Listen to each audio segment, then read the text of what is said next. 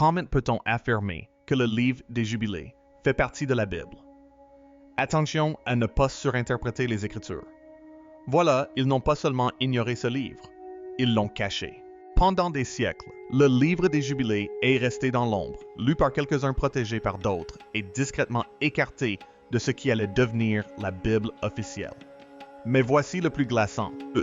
Joie n'est pas parce que le texte était sans valeur qu'il a été retiré. C'est à cause de ce qu'il révèle. Ce texte ancien ne se contente pas de relater des histoires connues, il les réécrit. Il évoque des chronologies cachées des lois secrètes et une version de l'histoire qui semble manipulée. Presque comme si quelque chose avait été délibérément omis. Et une fois qu'on commence à relier les points, cela soulève une question difficile à ignorer. Et si l'histoire qu'on nous a racontée n'était pas toute l'histoire? Car le livre des Jubilés recèle des détails qui bouleversent notre compréhension de la création de l'ordre divin et des forces agissant en coulisses. Ce n'est pas seulement surprenant, c'est troublant. Une vérité qui vous oblige à vous arrêter et à repenser tout ce que vous pensiez savoir. Plus, vous approfondissez le sujet, plus cela devient clair. Ce n'était pas seulement un livre oublié, c'était un livre réduit au silence. Si vous êtes prêt à découvrir ce qui n'était jamais censé être vu, n'oubliez pas d'aimer cette vidéo et de vous abonner pour découvrir d'autres vérités cachées. La Bible n'est pas ce que vous croyez. Commençons par un point que la plupart des gens ne remettent jamais en question l'idée qu'il n'existe qu'une seule Bible, et non une seule traduction, une seule Bible. Un recueil de livres fixe définitif et universellement accepté. C'est cette hypothèse qu'il nous faut d'abord remettre en question. La Bible protestante compte 66 livres. Ce nombre semble immuable, n'est-ce pas? Comme s'il avait été révélé au ciel avec une table des matières déjà intégrée. Or, la Bible catholique en compte 73. La Bible orthodoxe, 78. Et la Bible orthodoxe éthiopienne, l'une des traditions chrétiennes les plus anciennes et les plus continuellement pratiquées de la planète, contient entre 4 sur 21 et 4 sur 28 livres, selon la façon dont on les compte. Il ne s'agit pas de versions corrompues, ni de dérivés hérétiques, créés par des personnes désireuses d'ajouter leurs propres idées aux Écritures. Ce sont des traditions anciennes, soigneusement préservées, chacune apportant une interprétation légèrement différente de ce que contient réellement la parole de Dieu. Et voici ce qui rend cela remarquable. Malgré ces différences marginales, les textes fondamentaux sont extraordinairement cohérents. Sur des milliers de manuscrits couvrant des siècles et des continents, les chercheurs ont constaté des taux de concordance supérieurs à 4,25%. Cette variation n'est pas synonyme de chaos. Il s'agit d'un débat en marge d'une bibliothèque par ailleurs incroyablement stable. Or, ces marges ont une importance souvent sous-estimée, car au cœur du canon éthiopien, le livre des Jubilés occupe une place discrète et incontestable. Non pas comme un supplément, ni comme une note de bas de page, ni comme un passage biblique lu à haute voix à l'Église. Il est considéré comme faisant autorité, jamais retiré. Aussi, avant même de nous demander si le livre des Jubilés mérite sa place dans la Bible, il nous faut poser une question plus sincère. De quelle Bible parle-t-on? Et qui a décidé de son contenu? L'Église, qui ne l'a jamais abandonné.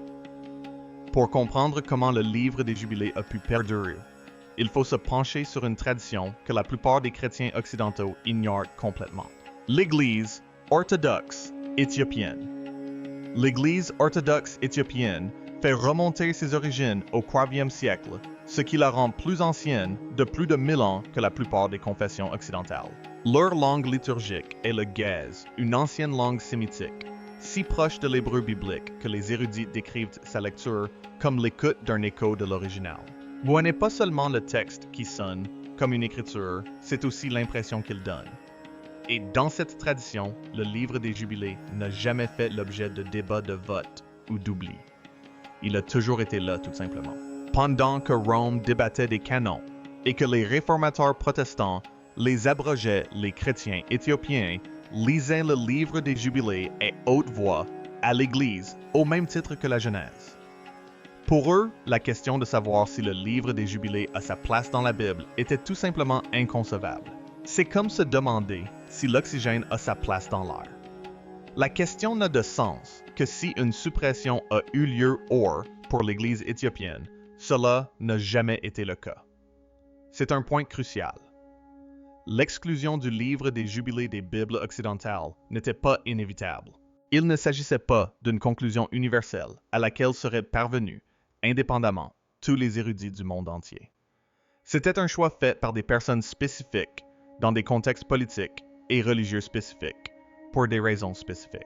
L'Église éthiopienne n'a pas ajouté le jubilé à la Bible, elle n'a simplement jamais permis qu'on le supprime. Les grottes du désert qui ont tout changé. Si la préservation des jubilés par l'Église éthiopienne pouvait être considérée comme une tradition régionale, les événements de 1947 ont rendu cette affirmation beaucoup plus difficile à soutenir. Un jeune berger bédouin jeta une pierre dans une grotte près de la mer Morte et entendit quelque chose se briser. Cela s'est révélé être l'une des découvertes archéologiques les plus importantes de l'histoire de l'humanité. Dans les grottes près de Qumran, des chercheurs ont mis au jour une bibliothèque antique, les manuscrits de la mer Morte, dissimulés par une secte juive appelée les Esséniens et conservés pendant 200 ans dans des jarres d'argile scellée. Lorsque les chercheurs ont commencé à répertorier leurs découvertes, la liste était extraordinaire. Isaïe, la Genèse, les psaumes, les livres de la Torah, des fragments qui ont repoussé notre connaissance des manuscrits bibliques de 1000 ans. Et parmi les textes les plus sacrés que cette communauté avait choisi de préserver, recopier et recopier, figurait le livre des Jubilés. Non pas un exemplaire ni deux, mais au moins 15 fragments de manuscrits distincts. Pour mettre cela en perspective, les chercheurs ont trouvé plus d'exemplaires du livre des Jubilés que de celui de Jérémie. Plus d'exemplaires que des Proverbes, plus d'exemplaires que d'Ézéchiel. Seuls les psaumes, le Deutéronome, Isaïe, l'Exode et la Genèse étaient plus abondamment représentés. Réfléchissez-y un instant. La communauté la plus soucieuse de protéger les Écritures, celle qui enveloppait les textes sacrés de laine et les scellait d'argile pour les préserver de l'effondrement de la civilisation, recopiait le livre des Jubilés au même rythme que le Pentateuque. Ce n'était pas pour elle un document périphérique ou excentrique, c'était un document fondamental essentiel. Comprendre pourquoi les Esséniens lui accordaient une telle valeur est essentiel pour saisir le véritable sens du livre des Jubilés. Que contient-il réellement? Alors qu'est-ce que ce livre?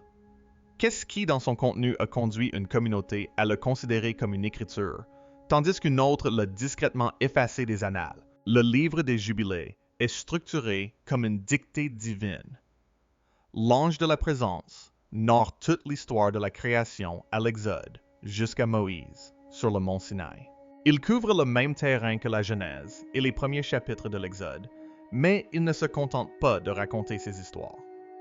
Il comble chaque lacune, répond à chaque question non posée et construit une strate d'architecture théologique sous-jacente au texte original donne l'impression que l'ensemble concourait depuis toujours à quelque chose de plus grand. Les histoires que vous connaissez déjà deviennent des histoires différentes lorsque le livre des Jubilés les raconte. Dans la Genèse, Caïn tue Abel et est condamné à errer. L'histoire s'arrête là, sans résolution, sans justice. Dans le livre des Jubilés, la justice triomphe. Caïn finit par mourir lorsque la maison qu'il a bâtie s'effondre sur lui. La terre elle-même, imbibée du sang d'Abel, refuse d'abriter celui qui l'a versé. Le châtiment n'attend pas l'éternité. Il survient avec le temps dans la pierre et dans les décombres. Dans la Genèse, Abraham est appelé par Dieu et lui obéit. Dans le livre des Jubilés, nous découvrons ce qui s'est passé avant cet appel. Nous voyons Abraham, jeune homme, observer ses voisins, se prosterner devant le feu et les étoiles, en percevoir l'absurdité et détruire méthodiquement les idoles sculptées par son propre père. Il devient monothéiste avant même que Dieu ne prononce son nom. La foi que nous voyons dans la Genèse n'était pas le commencement de quelque chose, c'était l'aboutissement d'une vie entière de résistance silencieuse et solitaire contre tout ce que sa culture exigeait qu'il croie. Dans la Genèse, Noé est simplement décrit comme juste. Dans le livre des Jubilés, il est présenté comme un gardien de la loi, observant des commandements et des règlements qui, selon le récit biblique principal, ne seraient donnés qu'avec Moïse. Car dans le Jubilé, la loi n'est pas un événement historique lié à une montagne particulière, à un jour précis. La loi est cosmique. Elle est éternelle. Elle fut inscrite sur les tablettes célestes avant même le commencement de la création. Moïse n'a pas reçu de nouvelles instructions au Sinaï. Il a reçu la transcription d'un texte plus ancien que le monde lui-même. Et puis, il y a la façon dont le livre des Jubilés appréhende le temps. L'histoire y est mesurée en années de jubilé, des périodes de 49 ans divisées en semaines de 7 ans. Chaque événement majeur des Écritures se voit attribuer des coordonnées spécifiques et mathématiquement précises sur ce calendrier divin. La création a ses coordonnées. Le déluge a ses coordonnées. L'alliance avec Abraham a ses coordonnées. L'Exode a ses coordonnées. Rien n'est dû au hasard. Rien ne dérive. Et l'histoire n'est pas simplement un récit qui se déroule au fil du temps. C'est une partition composée intégralement avant même que la première note ne soit jouée. C'est ce que renferme le livre des Jubilés.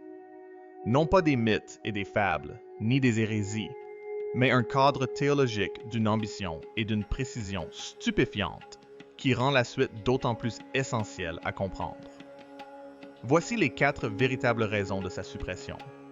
Alors, si le livre des Jubilés était si ancien, si largement copié, si important sur le plan théologique, pourquoi n'est-il pas dans votre Bible? La réponse n'est ni simple ni limpide. Elle comporte 4 volets et leur mise en perspective révèle un tableau véritablement troublant. Premier élément, l'association. Les Esséniens étaient ceux qui appréciaient le plus les jubilés. Or, les Esséniens étaient mal vus par les autorités religieuses. C'étaient des séparatistes des radicaux du désert, qui avaient quitté le temple de Jérusalem parce qu'ils estimaient que la classe sacerdotale l'avait corrompu irrémédiablement. Lorsque les pharisiens accédèrent au pouvoir et commencèrent à façonner ce qui allait devenir le judaïsme rabbinique, tout ce que les Esséniens avaient défendu fut stigmatisé. Si la secte que vous méprisiez considérait un livre comme sacré, la réaction la plus simple n'était pas de le débattre, mais de cesser discrètement d'en parler. Deuxième raison, le calendrier. Son importance est souvent sous-estimée. Le calendrier des Jubilés repose sur un calendrier solaire de 364 jours, parfaitement divisible par 7, ce qui donne une année élégante de 52 semaines, où chaque fête tombe toujours le même jour de la semaine, d'une précision remarquable, d'une élégance théologique. Il y a un problème. La pratique juive courante utilise un calendrier lunisolaire et les deux systèmes ne coïncident pas. Si vous suivez le calendrier des Jubilés, votre Pâques tombe à une date différente de celle de votre communauté. Votre jour d'expiation tombe la mauvaise semaine. Vos cycles de sabbat se désynchronisent de ceux de votre entourage. Dans une culture où le calendrier sacré n'était pas qu'une simple préférence d'organisation, mais un acte de fidélité à l'alliance faite à Dieu, il ne s'agissait pas d'un désaccord théologique mineur. C'était la déclaration que toute la communauté religieuse observait mal l'alliance. Ce genre de contestation n'est pas abordé. Elle est étouffée. Troisième raison, l'attribution. Le livre des Jubilés prétend être une révélation donnée directement à Moïse sur le mont Sinaï par l'ange de la présence. C'est une affirmation audacieuse, mais la plupart des érudits modernes et beaucoup d'anciens également datent sa composition réelle du 12e siècle avant J.C., soit environ 1000 ans après l'époque de Moïse. Dans le monde antique, écrire un texte religieux au nom d'une figure vénérée n'était pas considéré comme malhonnête. Il s'agissait d'une convention littéraire respectée appelée pseudépigraphe. Les auteurs y avaient recours constamment. Mais au Ier et Xe siècle après J.C., les gardiens du temple religieux étaient devenus profondément méfiants à l'égard de ce genre littéraire tout entier. Si l'auteur présumé d'un livre ne pouvait en aucun cas l'avoir écrit, le livre était considéré comme un faux. Et aucune communauté ne fonde sa doctrine sur un faux. Quatrième raison, le silence. La Mishnah, compilée vers 200 après JC. Le Talmud s'est développé au cours des siècles suivants. De milliers de pages, de débats rabbiniques, de raisonnements juridiques et de commentaires scripturaires. L'étude la plus approfondie et la plus complète des textes sacrés juifs jamais réalisés. Et dans tout cela sur toutes ces pages, combien de citations directes du livre des Jubilés 0? Lorsque les érudits chargés de définir quel texte faisait autorité n'ont jamais fait référence à un livre dans leurs propres écrits, cette absence est devenue une vérité incontestable. Le livre des Jubilés n'a pas été exclu du canon par la discussion. Il n'a jamais été réintégré. Il a tout simplement disparu du débat officiel. Dans le monde antique, un livre que personne ne cite finit par devenir un livre que personne ne lit. Du moins, les idées qui ont survécu. C'est là que l'histoire prend un tournant auquel la plupart des gens ne sont absolument pas préparés. Le livre a été retiré. Les idées, elles sont restées. Lisez attentivement le Nouveau Testament et vous commencerez à remarquer certaines choses, des concepts, des images, des cadres théologiques qui apparaissent sans introduction, sans explication, comme si l'auteur supposait que vous en connaissiez déjà le contexte. Et une fois que vous aurez lu le livre des Jubilés, vous comprendrez exactement pourquoi ces auteurs ont fait cette supposition. Le monde dans lequel ils vivaient était imprégné de ce livre. Prenons le passage de Matthieu 12, où Jésus décrit des esprits impurs, errant dans des lieux arides et sans eau, à la recherche d'un endroit où se reposer. C'est l'une des images les plus vivantes et les plus précises des évangiles. Mais d'où vient-elle? La Genèse ne l'explique pas. La Torah n'aborde pas l'idée d'esprits maléfiques désincarnés errants dans le désert à la recherche d'un hôte. Ce cadre conceptuel provient directement du livre des Jubilés. Le livre enseigne qu'après le déluge, Dieu permet aux esprits des descendants des Néphilim de continuer à errer sur la terre, placés sous l'autorité d'une figure nommée Mastema, la force adverse de la tentation et de l'accusation. Le prototype de ce que le Nouveau Testament appelle Satan. Jésus n'introduisait pas un concept nouveau lorsqu'il parlait des esprits errants. Il faisait référence à une vision du monde que son auditoire portait déjà en lui, une vision du monde que le livre des Jubilés avait construite. Il y a ensuite la controverse sur le sabbat dans Marc 2, où Jésus déclare que le sabbat a été institué pour l'humanité et non l'humanité pour le sabbat. Nous citons cela comme une sagesse pastorale, mais cela a un poids théologique plus important que la plupart des gens ne le pensent. Le livre des Jubilés enseigne que le sabbat n'a pas été inventé au Sinaï. Elle était inscrite dans la création avant même que la terre ne soit entièrement formée. Elle fut contemplée par les anges du ciel avant même qu'un seul œil humain ne s'ouvre. Lorsque Jésus a redéfini le sabbat comme un don inhérent à la structure même de l'existence, plutôt que comme une obligation légale imposée par la loi, il ne l'affaiblissait pas. Il renvoyait à sa signification originelle antérieure au Sinaï, inscrite dans la dimension cosmique. Cette compréhension se retrouve dans le livre des Jubilés. Et puis, il y a le livre de l'Apocalypse. Ces images extraordinaires de rouleaux célestes, de livres ouverts, dans lesquels chaque acte humain est inscrit à jamais d'une cour divine, où les annales de l'histoire seront un jour lus à haute voix devant le trône de Dieu. L'apôtre Jean n'a pas inventé cette image de toutes pièces. Le livre des Jubilés appelle ces registres les tablettes célestes. Une archive céleste dans laquelle chaque alliance, chaque acte de fidélité, chaque acte de péché est inscrit de manière permanente par des scribes angéliques, avant même qu'ils ne se produisent sur terre. Les lecteurs de John auraient immédiatement reconnu cette imagerie, car ils avaient grandi dans un monde où les Jubilés avaient façonné la conception que l'on se faisait du ciel du temps et de la justice divine. Ce ne sont pas des coïncidences. Elles sont la marque d'un monde intellectuel partagé. Les auteurs du Nouveau Testament n'empruntaient pas secrètement à un livre qu'ils considéraient comme hérétique. Ils puisaient dans un climat théologique si familier qu'ils n'avaient pas besoin de nommer la source de la même manière qu'un écrivain d'aujourd'hui pourrait faire écho à Shakespeare sans jamais dire « comme l'écrivait le Bard ». Le livre a été tronqué. Les idées qu'il recelait étaient trop profondément ancrées pour sombrer dans l'oubli. Pourquoi ce silence devrait-il vous inquiéter? Il faut être honnête sur ce que représente réellement la suppression des jubilés, car il est facile de l'enrober de langage académique, de contestation d'auteur, de conflit de calendrier, de débat canonique. Il est facile de présenter cela comme un processus raisonnable et mesuré, mené par des universitaires sérieux et de bonne foi. Mais lorsqu'on examine ensemble les 4 raisons de ce retrait, le constat est troublant. Jubilees a été retiré parce qu'il était apprécié par la mauvaise communauté. Elle a été retirée car elle laissait entendre que l'ensemble de l'establishment religieux observait incorrectement l'alliance. Elle a été retirée car il était impossible de l'attribuer avec certitude à un seul auteur autorisé. Et elle a disparu par négligence. Tout simplement parce qu'elle n'a jamais été citée, jamais référencée, jamais incluse dans les conversations qui ont défini la tradition officielle. Aucune de ces raisons ne concerne le contenu du livre.